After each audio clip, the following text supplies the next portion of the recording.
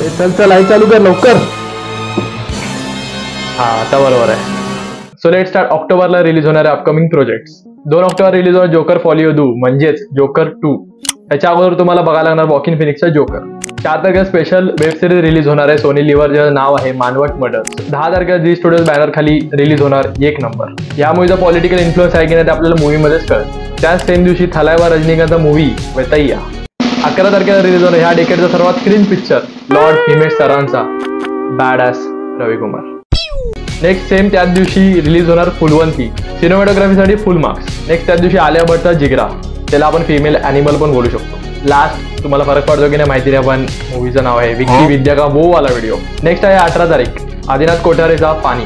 त्या सेम दिवशी हॉरर मूवीची जर तुम्ही फॅन असाल तर रिलीज होणार आहे स्माईल 2. आणि या महिन्याचा शेवटचा मूवी जो आहे वेनम दी लास्ट डान्स. हा ते उचल, लाईट बंद कर चल.